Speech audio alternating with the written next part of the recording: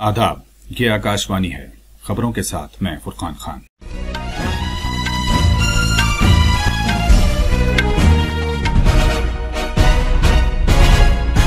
वज़ीर-ए-आज़म नरेंद्र मोदी ने दुनिया के सबसे बड़े दफ्तर की इमारत सूरत डायमंड बोर्स और सूरत हवाई अड्डे की नई मरबूत टर्मिनल इमारत का इफ्तिताह किया।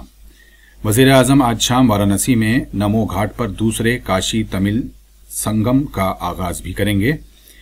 वज़ीर-ए-आज़म नरेंद्र मोदी ने सियासी पार्टियों पर जोर दिया है कि वो पार्लियामेंट की सिक्योरिटी में रखना पड़ने के मामले पर सियासत करने से गुरेज करें, क्योंकि ये कौमी सलामती का मामला है। मरकजी सरकार ने केरला के एक मरीज में कोविड-19 का JN1 वायरस के पाए जाने की तस्दीक की है, जो भारत में इस तरह का पहला केस है। नागपुर में एक फैक्ट्री में धमाका होने से 9 अफराद की मौत हो गई। रियासती सरकार ने मरने वालों के लवाहिकीन के लिए 5-5 लाख रुपए की इमदाद का ऐलान किया है। और क्रिकेट में जोहानिसबर्ग में भारत के साथ 3 एक रोजा मैचों की सीरीज के पहले मैच में जनूबी अफ्रीका ने टॉस जीतकर बल्लेबाजी करने का फैसला किया। वज़ीर-ए-आज़म नरेंद्र मोदी ने आज सूरत में नए तामीर किए गए डायमंड तिजारती मरकज को मुल्क के नाम वक्फ किया, जो सूरत में वाक़ दुनिया का सबसे बड़ा कॉरपोरेट दफ्तर है। यह मरकज जेवरात के साथ साथ तराशे गए और बगैर तराशे गए डायमंड दोनों के कारोबार और तिजारत के लिए एक आलमी मरकज के तौर पर उभरेगा। हमारे नामानिगार ने बताया है कि नया बनाया गया डायमंड बोर्स जेवरात और हीरों के बैनुल-अक़वामी कारोबार के लिए जदीद तर्ज का मरकज साबित होगा। इससे पहले वज़ीर-ए-आज़म ने सूरत हवाई अड्डे पर टर्मिनल की नई मरबूत इमारत का इफ्तिताह किया। भीड़ भाड़ वाले औकात के दौरान टर्मिनल की नई इमारत में 1200 मुल्की मुसाफिरों और 600 बैनुल-अक़वामी मुसाफिरों की आमद-ओ-रफ्त में सहूलत होगी। वज़ीर-ए-आज़म नरेंद्र मोदी ने आज सूरत में नए तामीर किए गए डायमंड तिजारती मरकज को मुल्क के नाम वक्फ किया, जो सूरत में वाक़े दुनिया का सबसे बड़ा कॉरपोरेट दफ्तर है। ये मरकज जेवरात के साथ साथ तराशे गए और बगैर तराशे गए डायमंड दोनों के कारोबार और तिजारत के लिए एक आलमी मरकज के तौर पर उभरेगा। हमारे नामानिगार ने बताया है कि नया बनाया गया डायमंड बोर्स जेवरात और हीरों के बैनुल-अक़वामी कारोबार के लिए जदीद तर्ज का मरकज साबित होगा। इससे पहले वज़ीर-ए-आज़म ने सूरत हवाई अड्डे पर टर्मिनल की नई मरबूत इमारत का इफ्तिताह किया। भीड़ भाड़ वाले औकात के दौरान टर्मिनल की नई इमारत में 1200 मुल्की मुसाफिरों और 600 बैनुल-अक़वामी मुसाफिरों की आमद-ओ-रफ्त में सहूलत होगी। नई इमारत को कई पायदार खुसूसियात से भी आरास्ता किया गया है, जिसमें डबल इंसुलेटेड छत का निजाम, बारिश के पानी को महफूज रखने और शमसी तवानाई के प्लांट शामिल हैं। वज़ीर-ए-आज़म नरेंद्र मोदी ने पार्लियामेंट की सिक्योरिटी में रखना पड़ने के मामले पर गहरी तशवीश का इजहार किया है और इसे संगीन मामला करार दिया है। वज़ीर-ए-आज़म ने एक हिंदी अखबार के साथ इंटरव्यू में सियासी पार्टियों पर जोर दिया है कि वो इस मामले को सियासी रंग देने से गुरेज करें, क्योंकि ये कौमी सलामती का मामला है।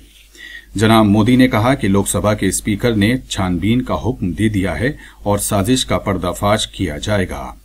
वज़ीर-ए-आज़म ने पार्लियामेंट की सिक्योरिटी में रखना पड़ने के वाक़े को अफसोसनाक और तशवीश का बायस करार दिया और कहा कि तहकीकाती एजेंसियां तफसीली छानबीन कर रही हैं। वज़ीर-ए-आज़म ने कहा कि सिक्योरिटी में रखना पड़ने की बारीकी से छानबीन की जरूरत है, ताकि इस तरह का वाक़या दोबारा पेश न आए।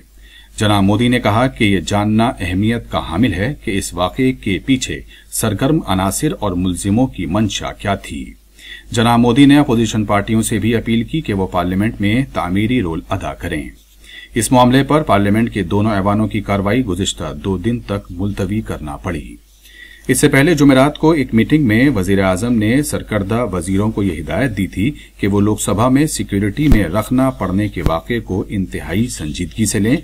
जनाब मोदी ने यह भी कहा कि इस मामले पर सियासत न की जाए।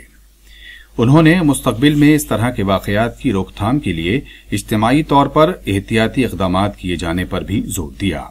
पार्लियामेंट में सिक्योरिटी में रखना पड़ने का वाक़या बुध के रोज उस वक्त पेश आया था जब 2 अफराद पार्लियामेंट की कार्रवाई देखने के लिए आने वाले लोगों की गैलरी से लोकसभा में पीले रंग का धुआं छोड़ते हुए कूद गए थे। वज़ीर-ए-आज़म नरेंद्र मोदी आज सपहर वाराणसी के नमो घाट पर काशी तमिल संगम 2023 के दूसरे मरहले का इफ्तिताह करेंगे।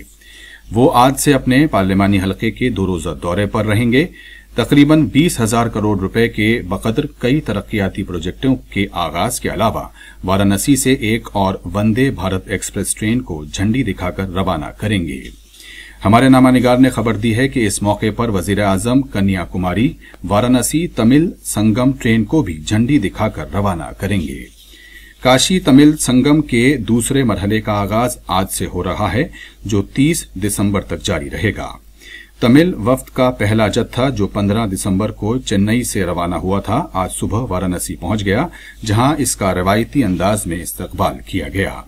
आइंदा 2 हफ्ते में मुख्तलिफ शोबे हाय जिंदगी से ताल्लुक रखने वाले तकरीबन 1,400 अफराद तमिलनाडु के मुख्तलिफ हिस्सों से सफर करेंगे। काशी में अपने कयाम के दौरान अपने दौरे के प्रोग्राम के मुताबिक वो प्रयागराज और अयोध्या का दौरा भी करेंगे। काशी तमिल संगम का पहला मरहला 16 नवंबर से 16 दिसंबर 2022 को मुनक्किद किया गया था, जिसमें वजारत तालीम नोडल एजेंसी के तौर पर काम कर रही थी। पहले मरहले के तजर्बे की बुनियाद पर तमिलनाडु में IIT मद्रास और उत्तर प्रदेश में बनारस हिंदू यूनिवर्सिटी BHU वो इदारे हैं जो इस प्रोग्राम से मुताल्लिक अमलावरी की एजेंसी के तौर पर काम कर रहे हैं। वजीर दिफा राजनाथ सिंह ने मुसल्लह अफवाज की रिवायत को बरकरार रखते हुए इख्तिराई तौर तरीके अपनाने की जरूरत पर जोर दिया है। वो दुंदीगल में फजाई फौज की अकेडमी में मुनक्किदा मुत्तहदा ग्रेजुएशन परेड में नए भर्ती किए गए फ्लाइट कैडेट से खिताब कर रहे थे।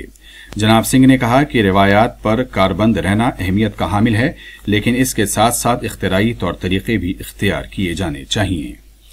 वजारत दिफा ने फ्लाइट कैडेट से कहा कि वो रिवायात और इख्तिराआत में तवाजुन पर बरकरार रखें ताकि वो चैलेंजों का मौसर अंदाज से सामना कर सकें।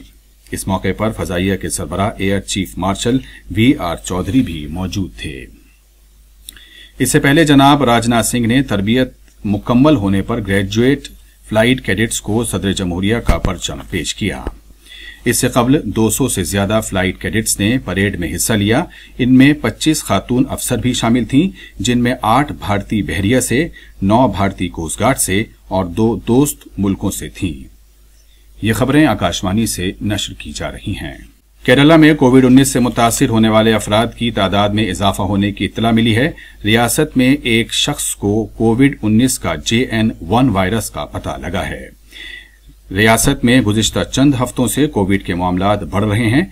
रियासत में सरेदस्त कोविड के 1,324 मरीज ज़ेर इलाज हैं, जो मुल्क में सबसे ज्यादा हैं। रियासत की वजीर सेहत बीना जॉर्ज ने कहा है कि घबराने की कोई बात नहीं है और सूरत हाल पर करीबी नजर रखी जा रही है। इधर मरकजी वजारत सेहत ने कहा है कि उसने केरला के महकमा सेहत के साथ राब्ता कायम कर रखा है और सभी इक़दामात की निगरानी की जा रही है। पाकिस्तान के इंतखाबी कमीशन ने पार्टी के अंदरूनी चुनाव के केस में पाकिस्तान तहरीक इंसाफ पार्टी के कई अरकान को कल तलब किया है। यह केस पाकिस्तान तहरीक इंसाफ पार्टी के बानी मेंबर अकबर S बाबर ने दायर किया है। महाराष्ट्र में नागपुर की सोलर इंडस्ट्रीज में आज धमाका होने से 6 खवातीन समेत कम से कम 9 अफराद की मौत हो गई। रियासत के नायब वजीर आला देवेंद्र फडणवीस ने सोशल मीडिया पोस्ट के जरिए इस वाकये की जानकारी देते हुए बताया कि इंस्पेक्टर जनरल पुलिस के साथ साथ नागपुर के जिला मजिस्ट्रेट, पुलिस सुपरिटेंडेंट और सरकर्दा एहलकार जाए वारदात पर मौजूद हैं। क्रिकेट में जोहान्सबर्ग में भारत के साथ 3 एक रोजा मैचों की सीरीज के पहले मैच में जनूबी अफ्रीका ने टॉस जीतकर बल्लेबाजी करने का फैसला किया। जनूबी अफ्रीका ने अब से कुछ देर पहले तक 4 ओवर्स में 2 विकेट पर 10 रन बना लिए थे। अब खास खबरें एक बार फिर। वजीर आजम नरेंद्र मोदी ने दुनिया के सबसे बड़े दफ्तर की इमारत सूरत डायमंड बोर्ड्स और सूरत हवाई अड्डे की नई मरबूत टर्मिनल इमारत का इफ्तिताह किया।